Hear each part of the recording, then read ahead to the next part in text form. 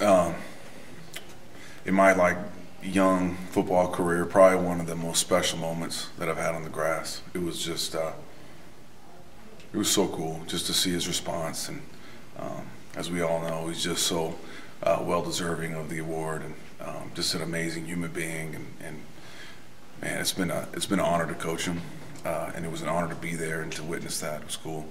We only saw a little bit of the video. How did that all come together at the beginning? Did he kind of surprise everyone, or think about this? Yeah, we'd been told a couple days prior that it was happening, you know, and I'm not very good at keeping secrets, although I did, amazingly enough.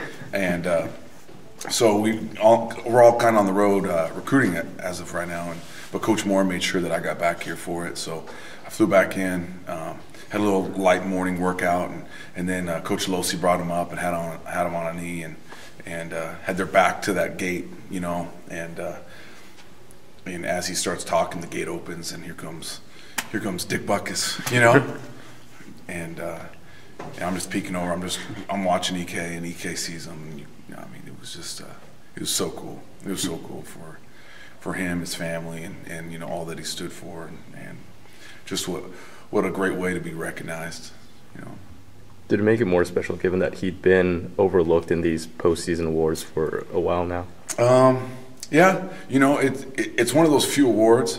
You know, I think there's a lot of awards out there that are based upon maybe, you know, the hype, you know, the splash plays, the Sports Center plays, all that stuff. Where this one is, you know, you look at the guys that are on this evaluation committee, and it's real guys, real football players, linebackers, guys that understand the position, understand defense at a high level, and they understand it's being consistent, it's showing up every day, it's being that same guy, and EK embodies all that. Go ahead. Is that something you've already been able to kind of talk to some recruits about, the Butkus Award, some of your linebacker recruits? Yeah, but I don't even know what I can. Can't say names. I can't say anything, right? Can't say names. Yeah, it doesn't hurt recruiting for sure. Yeah, I mean, it's pretty cool. You know, the guys have really started to create a tradition here. You know, of excellence at the linebacker position. Having a number 9 pick overall and a potential Rookie of the Year or Defensive Rookie of the Year, and then to have EK back that up with a Butkus is. They take a lot of pride in that, and it's cool to see. You got some flack a couple of years ago with the Facebook post with the linebacker you. Does that? I don't know how that occurred. You know, someone said it, right? And I think it was Penn State fans got really upset that you did it. Well, somebody said it, right? I don't know who said it, and it's something that that was kind of private amongst them and themselves, and then I don't know how that went public, and then yeah, then the fans started blasting the players, you know.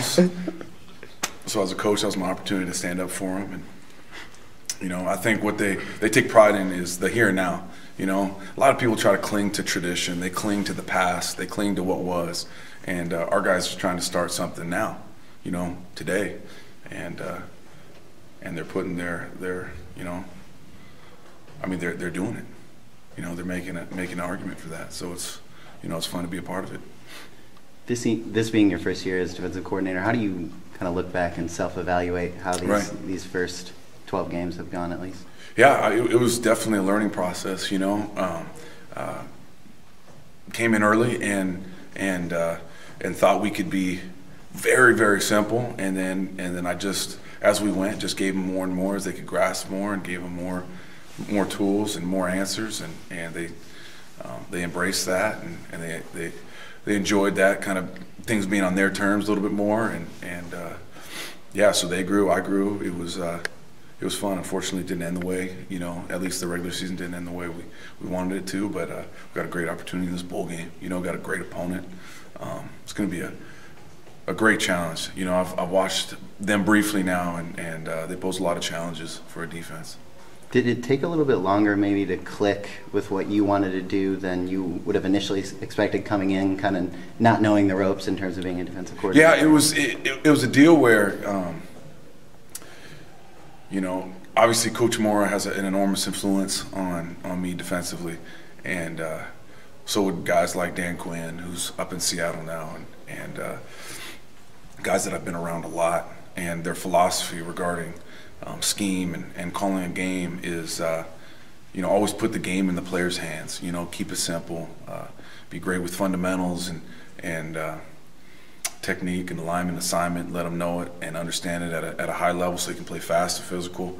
The problem is in college football it's a little different because you're seeing so much exotic stuff on offense that you almost have to balance that with being exotic in your own right at times, just to keep them off balance. And I kind of, I felt like we gained a better understanding, or I did. I gained a better understanding that as the season went on, and I think we're only going to get better as a group now.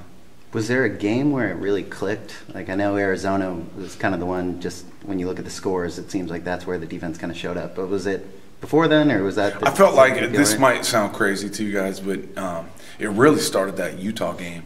Now, prior to that rascal that came, that quarterback, man.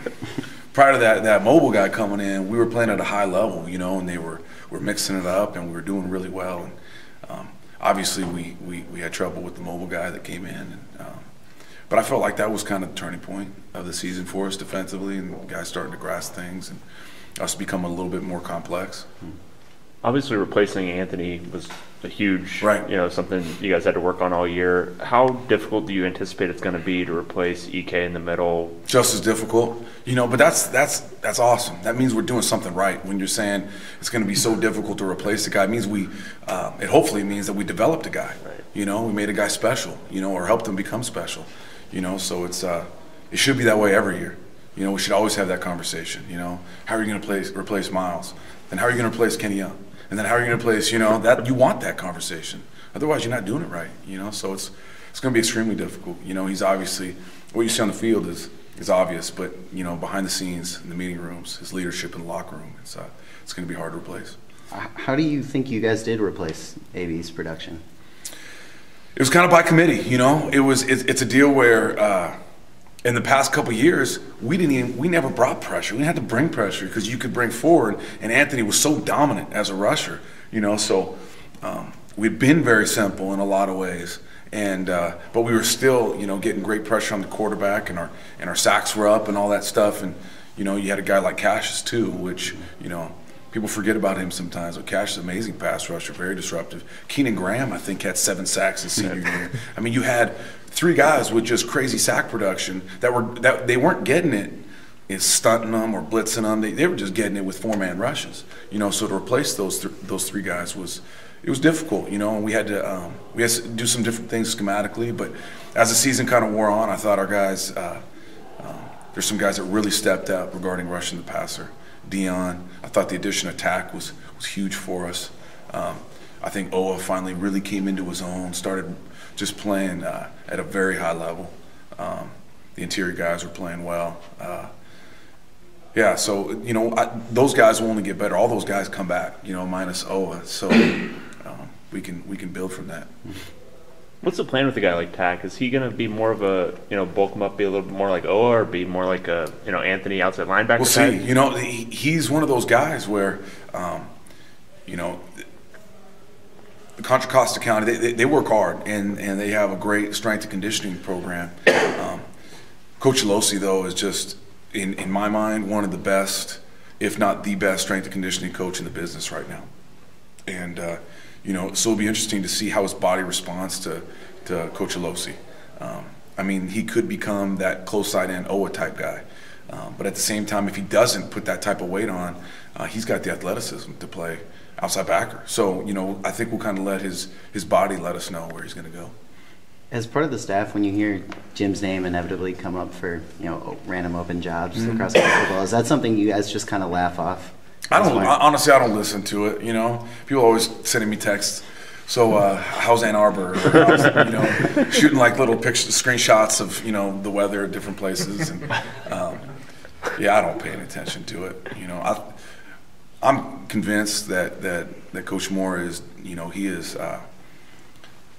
he loves it here. He loves it here. He loves this program. He loves the kids that we've assembled. He loves the direction that we're going. I think he's in it for the long haul. I really do. He's built a beautiful home down in Manhattan Beach. Doesn't look like he has any intention of leaving that. You know, and plus his kids, you know, have stayed here close to go to school locally to be together and to be with him. So everything would indicate to me that he's staying, you know, and yeah, we're excited about that. I can say from experience, the weather in Michigan right now is not great. Yeah, I'd imagine. Although It's today raining, yeah. Kansas State philosophically, sort of Stanford-like, very deliberate. Oh, stop very, saying that. Nobody keeps saying that. Is it good that you guys have a test like that, considering the struggles you had against Stanford? Love it. Yeah, our guys embrace that. You know, I know that they were frustrated with the way things ended, and it's a great opportunity to lick their wounds and get back on the horse and show everybody what they're made of, show each other what they're made of. They are similar in some ways, but at the same time, they're different too. They're very unique.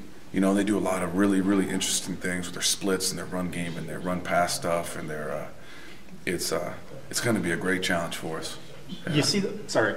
No, go ahead. You see those pop passes, the run pass option, and you yeah. see plays where they'll have an offensive lineman 5 yards downfield. How challenging is that for your linebackers? It's hard. I mean, it is hard.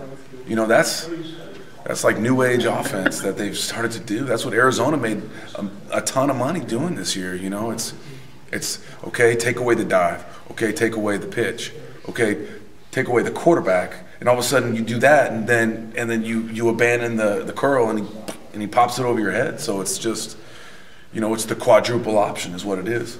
There's 4 options on virtually every play. So yeah, we gotta be ready. You know, we gotta know these guys in and out. We gotta have great practices, great preparation.